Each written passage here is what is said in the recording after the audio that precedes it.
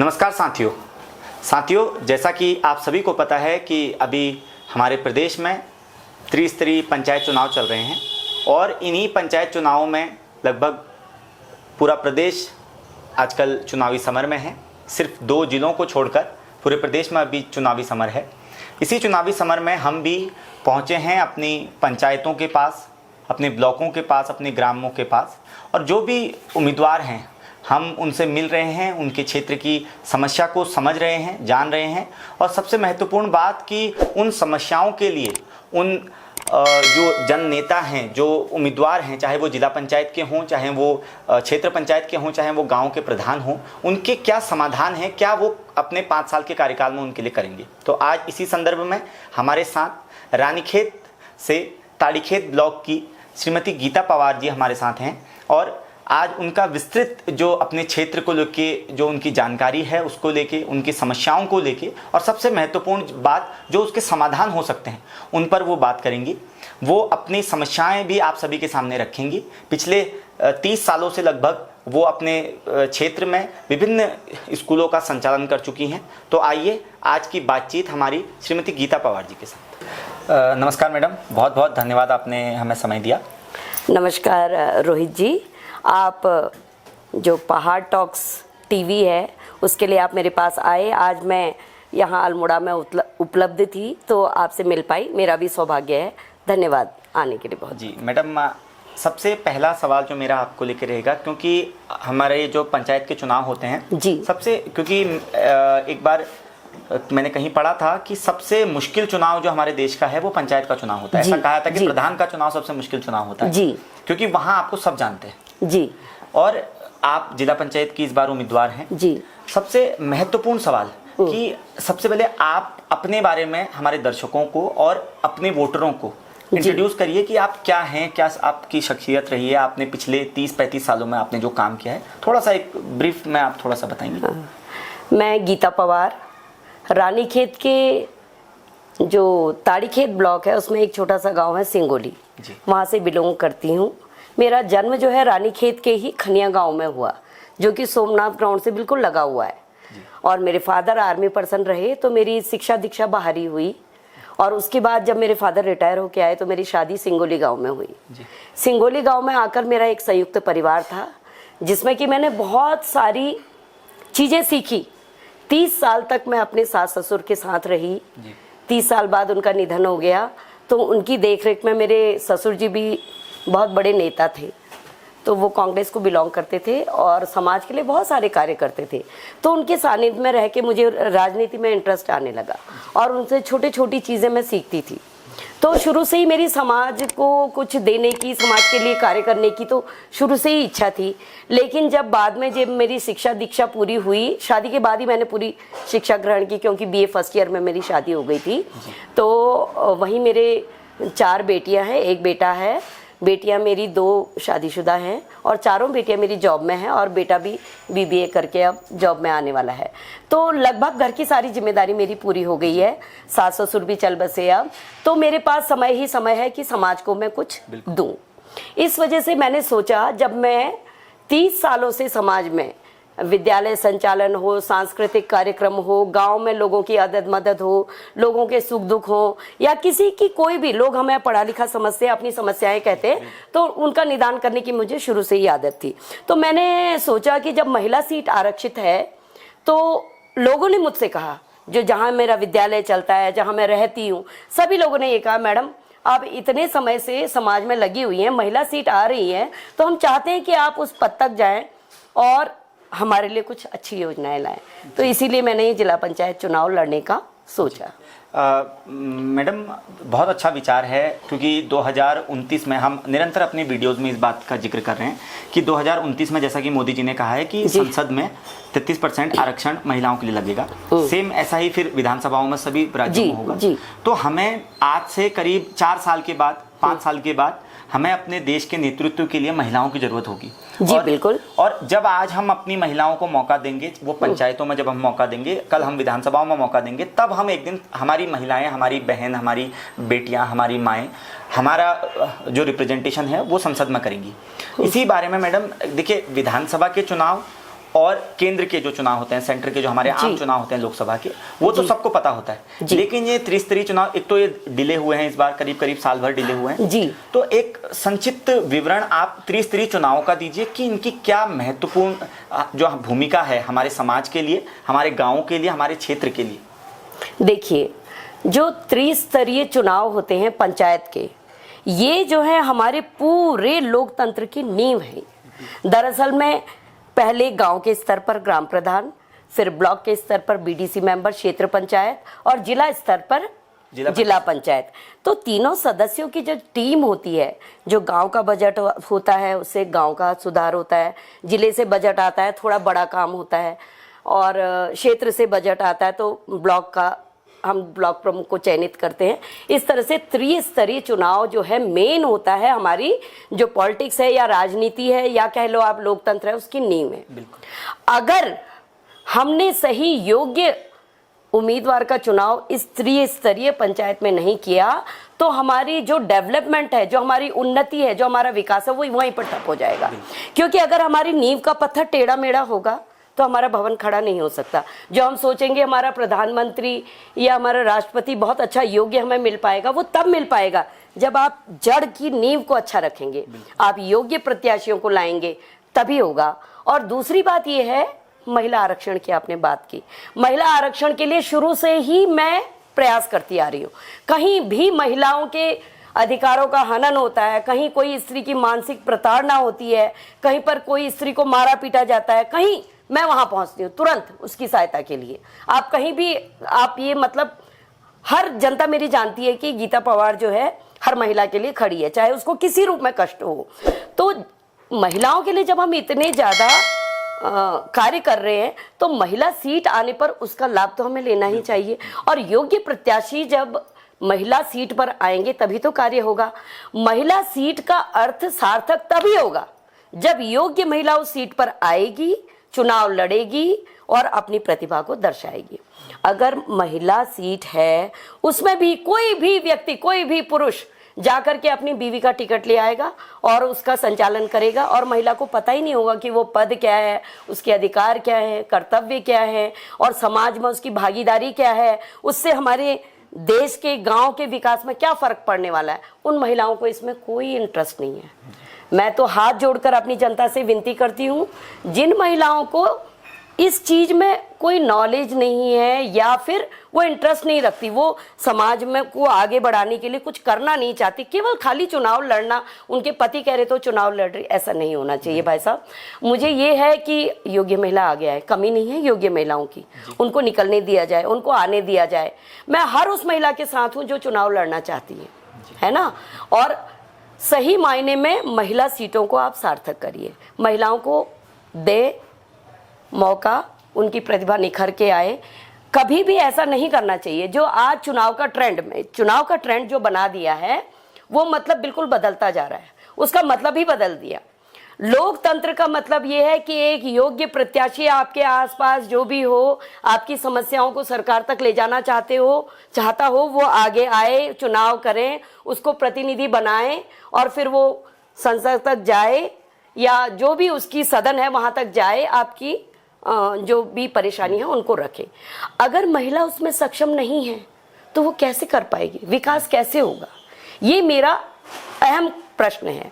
दूसरी बात ये, जो ट्रेंड चला दिया गया है कि योग्य व्यक्ति चुनाव लड़ना, योग्य व्यक्ति की बात बस की बात नहीं है, केवल पैसे वालों के लिए ही चुनाव लड़ना संभव है, ये जो माइंडसेट बना दिया गया है, मैं इसको चैलेंज करती हूँ। आज भी इंसानियत है, आज भी लोग काबिलियत को मानते हैं, आज भी लोग योग्य को आगे लाना चाहते हैं, लेकिन जो ये गंदगी फैला रखी है इसको बंद करना चाहिए। पैसे से, शराब से, इन चीजों से। आज मैं रसूखदार जो भी हैं, आज रसूखदार मतलब जो एक अच्छी पदों पर हैं, अच्छे उसमें हैं, उन लोगों से जब मैंने अपनी चुनाव लड़ने की इच्छा जाहिर की तो लोगों ने कहा कि मैडम इसके लिए बहुत पैसा चाहिए। और लेकिन वहीं जब मैं जनता के पास गई तो मुझे इतना अभिनंदन किया गया, उन्होंने कहा मैम कुछ नहीं होता पैसा, आप लड़िए, हम आपके साथ हैं। जब ऐसी जनता मेरे साथ है तो मुझे चुनाव लड़ने में कोई डर नहीं, मैं जीत रही हूँ। जी बिल्कुल। जनता मेरे साथ है। जो रसूखदार बैठे हैं, जो मुझे पैसे का डर दिखा रहे हैं या प्रलोभन दिखा रहे हैं या जो भी मेरे से कह रहे हैं, मुझे डिमोरलाइज कर रहे हैं कि चुनाव लड़ना आपके बस की बात नहीं, वो तो मेरे वोटर है ही नहीं। बिल्कुल। उन्होंने तो मुझे वोट देना ही नहीं है। मुझे वोट तो मेरी जनता ने देना है और जनता मेरे साथ है, तो मुझे कोई डर नहीं है। और मैं बहुत ही प्रबल दावेदारी के साथ खड़ी हूं कि आज इस योग्यता के अनुसार मैं उस जगह पर पहुंच के दिखाऊंगी और सदन में अपने लोगों की बात कह के दिखाऊंगी और अपने जैसे ही लोगों को आगे बढ़ाऊंगी। ऐसा मेरा वादा है। और उनको चैलेंज भी है, जिन्होंने मुझे चैलेंज किया है कि गीता पवार नहीं लड़ सकती चुनाव। मैं इंडिपेंडेंट, आज एक इंडिपेंडेंट चुनाव लड़ रही हूं। किसी के बल पर, किसी के बहकावे में, किसी के कहने पर मैं चुनाव नहीं लड़ रही हूं। जनता की मांग को लेकर मैं चुनाव लड़ रही हूं और आगे आई हूं। ऐसे ही मैं ये चाहती हूं कि मैं आगे भी महिलाओं की हिस्सेदारी के लिए लड़ूं। मेरी एक कविता भी है। मैं महिलाओं की ये पंचायती योजनाओं में जो हिस्सेदारी थी, उसमें पहले हमें नहीं दिया जा रहा था चुनाव में, तो इसके लिए भी मैंने देहरादून तक गई हूं, संघर्ष किया। तो उसमें मेरी एक कविता है, हम उत्तराखंड की नारी हैं, एक एक सब पे भारी हैं। हम उत्तराखंड की नारी हैं, एक एक सब पे भारी हैं, आधी हिस्सेदारी की हम पूरी ही अधिकारी हैं। हम पूरी अधिकारी हैं। क्यों हम डरे, क्यों हम लड़े जब जनता हमारे साथ है? भैया, उन लोगों को जागरूक करना है कि हमारा मतलब क्या। हम एक रसूख की खातिर, पैसे की खातिर या शराब की खातिर अपने 5 साल गवा दें और उसके बाद विकास जहां का तहां रखा रह जाए, ये मुझे बिल्कुल भी मंजूर नहीं है। जब हमारे जैसे लोग आगे आएंगे तभी तो महिलाएं आगे बढ़ेंगी। महिलाएं नहीं तो घर से बाहर निकल ही नहीं पाएंगी। वो कहेंगे, देखिए एक साधारण महिला एक स्कूल चलाती थी, देखो आज जिला पंचायत उसने बन के दिखाया, तो और लोग भी हौसला करेंगे। आम महिला आगे आएगी चुनाव लड़ने के लिए। उनको ये चिंता नहीं होगी कि 20 लाख खर्च होते हैं, 30 लाख खर्च होते हैं, ऐसा बना दिया हुआ। ये कुछ नहीं होता है। हाँ, जो आपके साथ चलता है वो चाय पानी तो पिएगा, भूखेगा तो चलेगा नहीं, उतना केवल आपको करना होता है। अगर बहुत ज्यादा दूर जाना है तो आपको गाड़ियों में ले जाना होता है, उसके अलावा और कुछ नहीं करना होता है। आपको एक दिन जाने से चुनाव लड़ने को नहीं मिलेगा। आप आज जाएंगे, कहेंगे ये मेरी बीवी है, इसको पहचान लो, और आप जगह जगह जाएंगे। ऐसे चुनाव नहीं लड़ा जाता है। 30 साल से हम जो सेवा कर रहे हैं, जो हम लोगों के बीच में जा रहे हैं, जो हमारा जाना माना चेहरा है, लोग हमें पहचानते हैं, तो उस पर हम वोट मांगेंगे। अपनी मेहनत पर वोट मांगेंगे, अपनी योग्यता पर वोट मांगेंगे। देखिए मेरे पैरों में छाले पड़े हैं। 2 दिन में मैंने 12 गांव घर घर जाकर कवर किए और आज मैं अपने पैरों को रेस्ट दे रही हूँ, क्योंकि मैं आज यहाँ उसके लिए आई थी, अल्मोड़ा में अपने ये वेरिफिकेशन के लिए आई थी।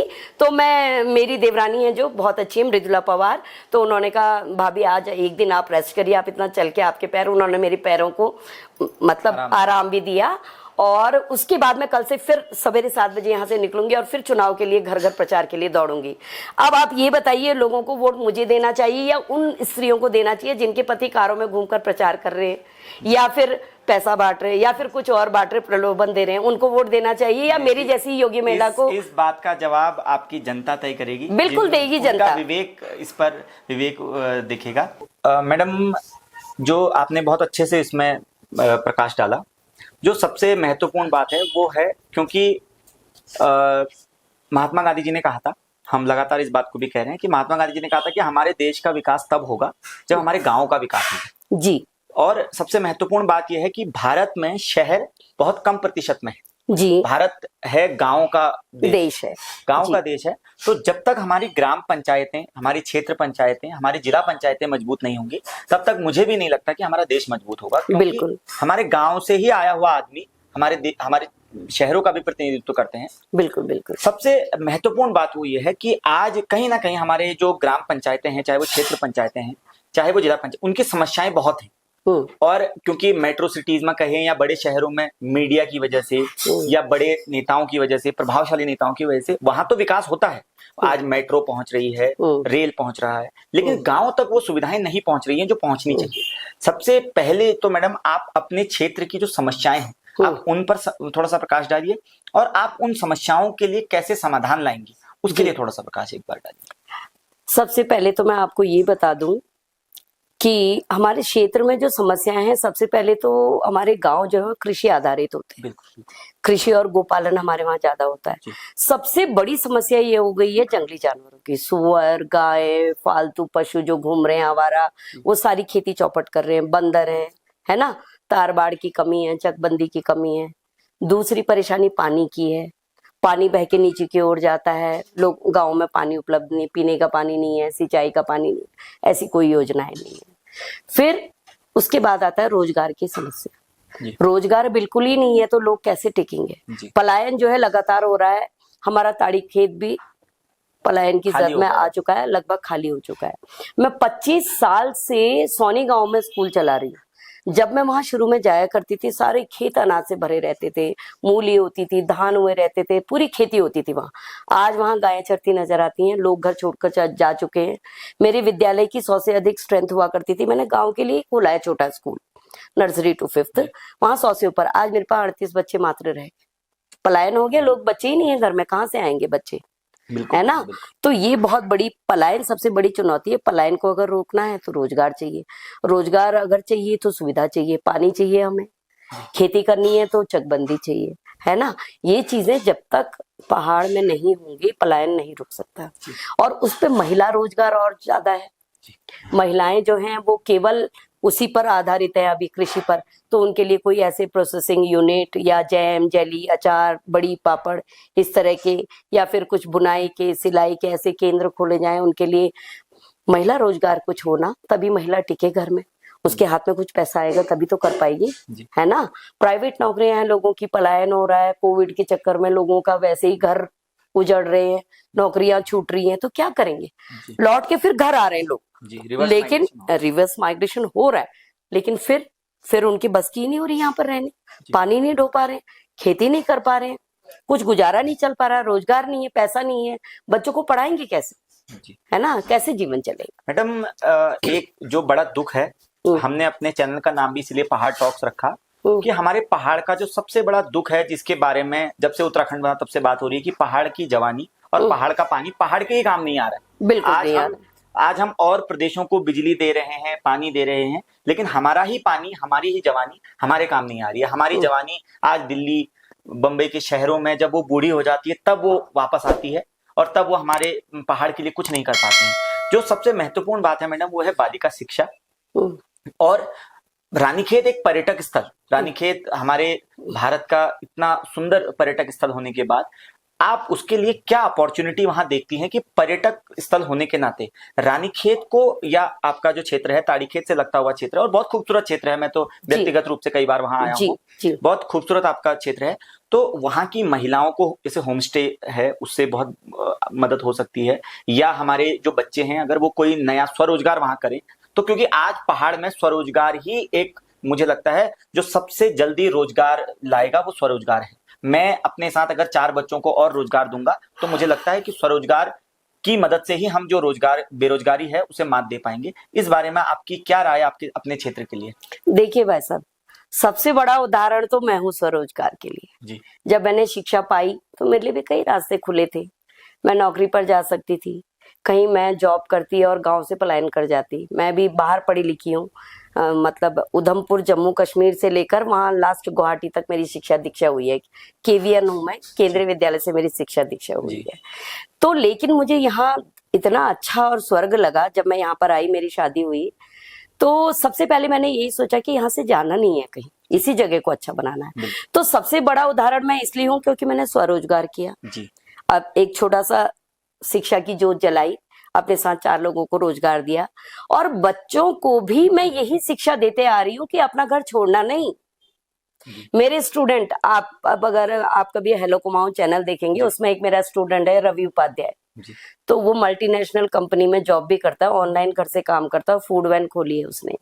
फूड वैन खोल के 3-4 लोगों को रोजगार देता है। ऐसे ही मेरे पढ़ाए हुए अच्छे से अच्छे बच्चे समाज में, अभी मैं नाम नहीं लूंगी, नाम कितनों का लूं, मतलब आज आप रानीखेत चले जाएंगे तो लगभग हर घर में मेरा पढ़ाया हुआ एक बच्चा होगा, जो कि आज शादीशुदा हो गए, बाल बच्चेदार हो गए। 30 सालों से मैं अपनी सेवाएं दे रही हूँ। तो हर बच्चे को मैंने यही सिखाया कि माइग्रेट नहीं करना, कमा के लाओ, अपने घर आओ, और लोगों को भी रोजगार दो, अपने माँ बाप को कभी मत छोड़ो। तो ये चीजें मैंने दी हैं, और इसी तरह का मैं महिलाओं को भी देती हूँ। मैंने बोला देखो, हमने स्कूल खोला है उन बच्चों के लिए जिनके पास रोजगार नहीं है, जिनके माता पिता के पास, जैसे एक के साथ एक बच्चा फ्री, आरटी 2009 में लगा है ना, जो फ्री एजुकेशन है 25%, मैं 2003 से बच्चों को फ्री पढ़ाते आ रही हूँ। ये चीज मेरे दिमाग में पहले ही चल रही है जी।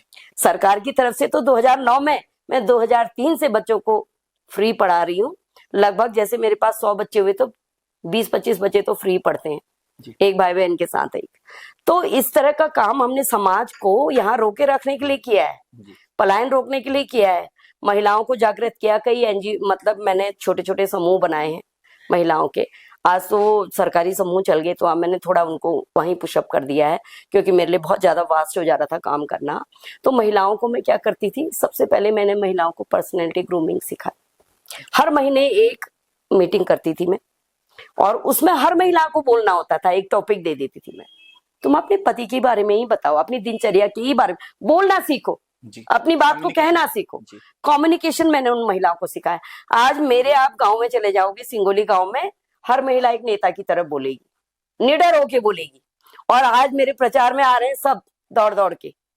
तो ऐसा मैंने महिलाओं को बनाया है। और जहाँ सोनी गांव, मेरे गांव से भी ज्यादा प्यार मुझे सोनी गांव में मिला। वहां की महिलाएं मेरे लिए, मैं रात कहूँ दिन कहूँ, हर समय हाजिर है।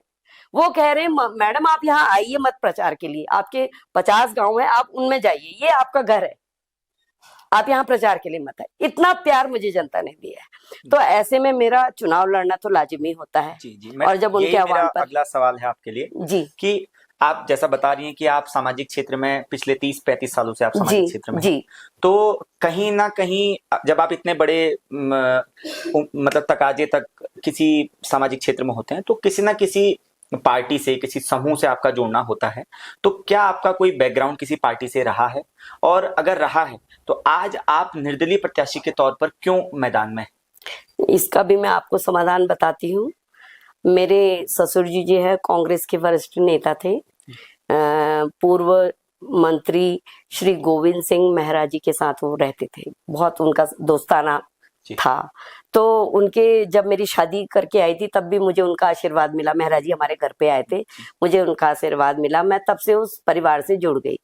जुड़ने के बाद मेरे ससुर जी की मृत्यु हुई जब, तब वो मुझे बोल के गए, सब काम करना बेटा, करण को मत छोड़ना, ये बोल के गए। तो जो प्रदेश अध्यक्ष जी हैं माननीय करण मेहरा जी, उन लोगों की फैमिली से भी और उन लोगों से भी बड़ा लगाव रहा मुझे। तो उन्होंने एक बार मुझसे पूछा कि क्या आप मतलब इसमें राजनीति में आना चाहोगे? मैंने कहा बिल्कुल आएंगे, आपके लिए तो हम आएंगे राजनीति में। तो मुझे प्रदेश अध्यक्ष श्री करण मेहरा जी की संस्तुति से जिला अध्यक्ष का पद कांग्रेस पार्टी में मिला 2 साल से। महिला जिला अध्यक्ष का पद मिला, और मैंने कंधा से कंधा मिलाकर उसमें काम भी किया। चाहे वो देहरादून जाना हो, दिल्ली जाना हो, या जो भी महिला कांग्रेस की जो अध्यक्षा है ज्योति रौतेला जी, उनके जो भी आदेश हुए संगठन के, प्रदेश अध्यक्षा, उनका मैंने पालन किया और करते रहे। लेकिन जब जिला पंचायत आया तो मेरे जो प्रतिद्वंदी हैं वो एक बार पहले भी चुनाव लड़ चुके हैं, इस बार फिर उन्होंने दावेदारी की। तो ऐसे में प्रदेश अध्यक्ष जी के लिए थोड़ी पार्टी से, हमारी ही पार्टी से एक और प्रतिद्वंदी ने दावेदारी की, अब मैं नाम नहीं लूंगी, तो मैंने भी दावेदारी की। तो अब अध्यक्ष जी के लिए दुविधा हो गई कि दोनों ही कांग्रेसी है और दोनों लोग चुनाव लड़ना चाहते हैं। अब मेरी तो दरकार थी, क्योंकि मेरे पास 5 साल ये ऐसे हैं, बहुत बहुमूल्य हैं, जो कि मैं काम करना चाहती हूँ। इसके बाद मैं 60+ हो जाऊंगी तो शायद काम कर सकूं या न कर सकूं। और फिर जनता का इतना ज्यादा तकाजा हुआ कि मुझे चुनाव लड़ना ही लड़ना है। इतना प्रेम हुआ जनता का कि उन्होंने कहा कि बिल्कुल आपको लड़ना चाहिए। और महिला सीट आई है तो सामान्य महिला के लिए दोबारा कब आए ना आए। तो मैं अध्यक्ष जी की भी दुविधा को समझती हूँ। तो 2 प्रत्याशी होने की वजह से मैं अधिकृत नहीं हो पाई, इसलिए लेकिन चुनाव का विचार पक्का ही हो गया था, जनता का तकाजा था, तो फिर मुझे इंडिपेंडेंट चुनाव लड़ने की मैंने अपने मन में ठान ली और हिम्मत कर ली कि जनता की सेवा के लिए रहूंगी। जी, बहुत अच्छा है आपका निर्णय। हम चाहेंगे कि आपकी जनता जो आपके साथ है वो मत रूपी आशीर्वाद आपको दे और आप चुनकर उनका प्रतिनिधित्व करें, क्योंकि आप बड़ी मजबूती से महिलाओं की बात आगे रख रही हैं।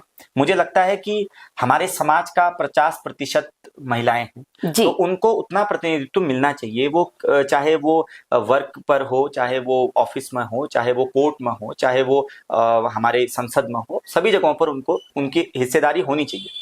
जो मेरा अगला सवाल है मैडम, वो ये है कि हमारे जो पंचायत चुनाव हैं उनका एक ढांचा है, वो त्रिस्तरीय पंचायत चुनाव में ग्राम प्रधान है, जिला क्षेत्र पंचायत है, जिला पंचायत है, जो समन्वय है। हम कई बार देखते हैं, मैं व्यक्तिगत तौर पर कई बार देख चुका हूं कि ग्राम प्रधान, क्षेत्र पंचायत और जिला पंचायतों में समन्वय नहीं हो पाता और उसकी मार जनता को झेलनी पड़ती है। वो जो मैं कहूंगा कि नुकसान जनता उठाती है। तो क्या आपके क्षेत्र में इस प्रकार की कोई चीजें हैं? अगर हैं तो इन चीजों को आप कैसे टैकल करेंगे?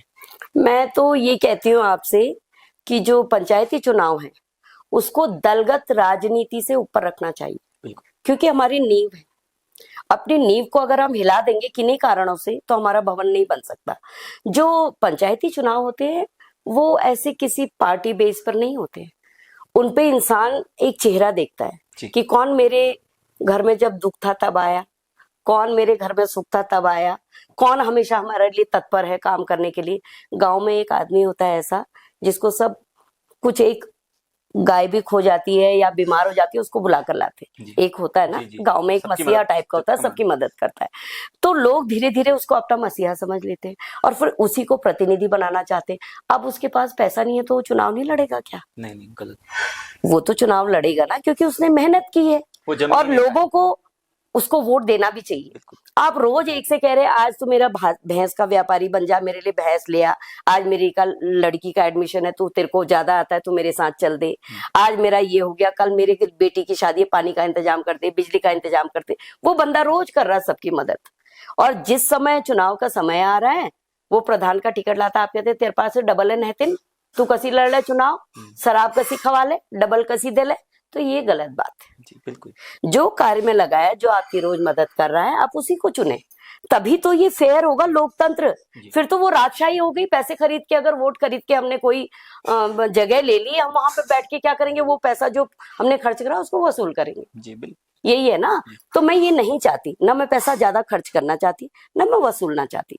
मैं एक पद पर जाना चाहती हूँ जहां पर मैं काम ऐसे बिना किसी पद के कर रही थी, वो मुझे पद पे रह के मिलेगा तो मैं और मजबूती से कर पाऊंगी। आवाज को एक नाम मिलेगा। बिल्कुल, आवाज को नाम मिलेगा। उसके साथ ये होगा ना, मैं सहायता करती हूँ तो मुंह से करती हूँ, शरीर से करती हूँ, जाती हूँ किसी के साथ या कुछ बोल के कर देती हूँ। पैसा तो नहीं खर्च कर सकती ना अपना, मेरा अपना भी परिवार है, मेरे व्यक्तिगत खर्चे भी है। ऐसा तो नहीं कि मैं हजारों रुपए किसी की मदद कर पा रही हूँ। लेकिन अगर एक जिला पंचायत पद पर मैं जाऊंगी, किसी मकान बिल्कुल ही टूटा हुआ, वो रह ही नहीं पा रहा, तो कम से कम सरकार से कह के उसके लिए गुहार तो लगा सकती हूँ। तो जो काम मैं छोटे स्तर पर कर रही हूँ उनको मैं बड़े स्तर पर करना चाहती हूँ। आज मैंने देखा, मैं अपने चुनाव प्रचार में गई जब, मैंने देखा सरकारी पैसे का बड़ा मिसयूज हो रहा है। कहीं बेंच लगे पड़े हैं, कहीं कोई व्यू पॉइंट बना हुआ है, कहीं कुछ बना हुआ है। लेकिन मैं जब घरों में गई तो दीवारों में दरार है, घर टूटा हुआ है, किसी ने पत्थर से अपने उसको टीनों को ढक रखा है कि हवा आ रही है तो उसके टीने उड़ जा रहे। ऐसी हालत लोगों की है। तो इसमें हमें और चीजें क्या चाहिए? सबसे पहले उसकी मौलिक आवश्यकता को पूरा करना चाहिए। चाहे वो, मैं कहती हूँ, जिला स्तर पर ना हो, अगर ग्राम प्रधान के स्तर भी हो, क्षेत्र पंचायत के स्तर पे हो, जिस स्तर पे भी हो, ब्लॉक स्तर पे हो, अगर आप प्रतिनिधि हैं तो आपने उनके दुखों को दूर करना चाहिए। तभी आप सच्चे मायने में प्रतिनिधि हैं। अपना पेट भरने के लिए, अपनी शान दिखाने के लिए आप प्रतिनिधि नहीं है। जिसके अंदर जनता की सेवा करने का मादा हो ना, वो चुनाव लड़े। जी बिल्कुल। चुनाव लड़ करके अपने घर में बैठने वाले प्रत्याशियों को कभी वोट ना दे जनता। मेरी ऐसी अपील है जनता से, जो आपका काम कर सकता है उसको बनाओ, ना पैसा देखो ना और चीज देखो। जी बिल्कुल। आपका प्रतिनिधि होना चाहिए। अब आज आप हमसे कह रहे, अब कह रहे हम कह दिन को हमारे पास तो को आने ना जीत पे, हम कह दिन वोट, ये धारणा बन गई, मानसिकता। वो दीदियां जो कह रही, मैंने कहा आप एक बार मेरे हाथ मजबूत तो करिए, तभी तो जब मैं वहां तक पहुंचूंगी तभी आपकी मदद। बड़ा दुख हुआ मुझे कि भैया इतना पैसा आ रहा है सरकार से, जिला पंचायत के लिए आ रहा है, क्षेत्र पंचायत के लिए आ रहा है, ग्राम प्रधान के लिए ग्राम स्तर पर आ रहा है, और फिर कुछ ऐसे अच्छे गांव हैं जिनको प्रधानमंत्री द्वारा भी अडॉप्ट किया जा रहा है। कितनी योजनाएं, सब तो महिलाओं जनता के लिए हैं, कोई प्रतिनिधियों के लिए है वो योजनाएं, वो जनता के लिए, उन तक पहुंचाओ उनको, तब आप सही माने में प्रतिनिधि हो। मेरा कहने का यही तात्पर्य, और इसकी मैं पूरी कोशिश करूंगी ईमानदारी से। ऐसी ईश्वर मुझे शक्ति देंगे, मैं कभी बदलूंगी नहीं। जी जी, आपके साथ बात करके बहुत अच्छा लगा। आपकी ऊर्जा का जो संचार है वो ऐसा ही बना रहे, आप निरोगी रहें और हम चाहेंगे आपको कि आप बहुत अच्छे मतों से अपने क्षेत्र का प्रतिनिधित्व करें और जीत के आएं। और इसी शुभकामनाओं के साथ समय देने के लिए बहुत बहुत धन्यवाद मैडम। धन्यवाद। आप- आपका भी बहुत बहुत धन्यवाद। और विजयी होकर मैं अवश्य आऊंगी, ऐसा जनादेश मुझे मिलेगा, ऐसा मेरा अटल विश्वास है। हम धन्यवाद।